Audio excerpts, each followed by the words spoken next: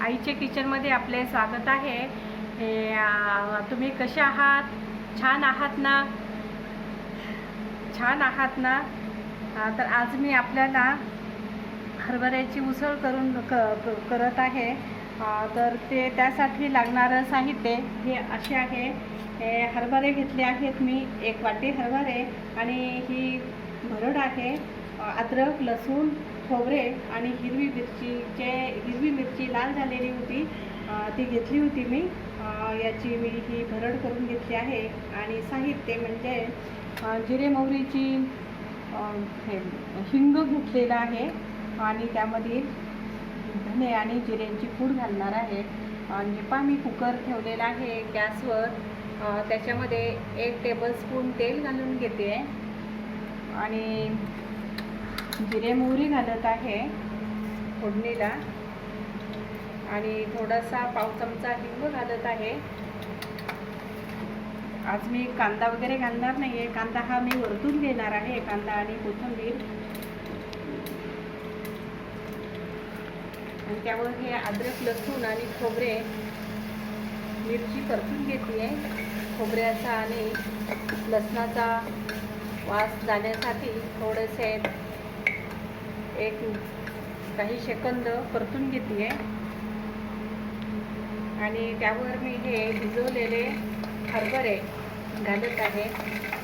यामध्ये कडधान्यामध्ये प्रोटीन खूप असते आणि उन्हाळा असल्यामुळे पचतं. त्यामुळे मी हे नाश्त्याला करत आहे.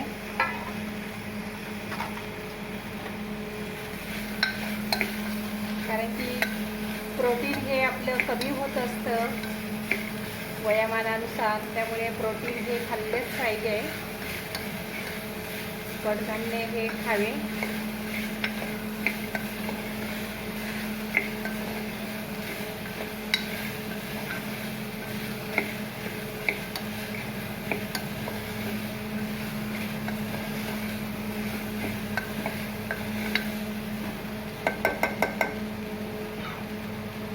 आता हे आपले हरभरे परतून झाले आहे. आता यामध्ये मी पाणी घालते. 2 वाट्या पाणी घालते.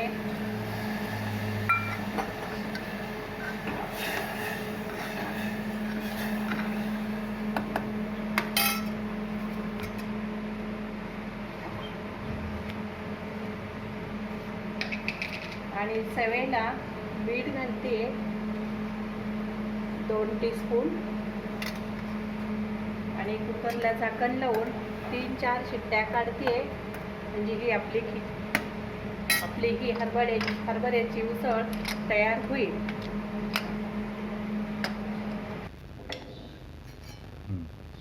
हे पहा, आपली ही उसळ तयार झालेली आहे. तर छान मऊ शिजलेली आहे. 4-5 शिट्ट्या होऊ दिल्यामुळे छान मऊ झालेली आहे. आणि आता मी हे खाण्यासाठी काढत आहे. कोरडी पण नाही, अशी रसाळ अशी ही झालेली आहे. आणि यावर मी कोथिंबीर पेरून घेते. आणि थोडेसे याच्यावर तुम्ही, आता लिंबू नसल्यामुळे मी कोथिंबीरच घालत आहे.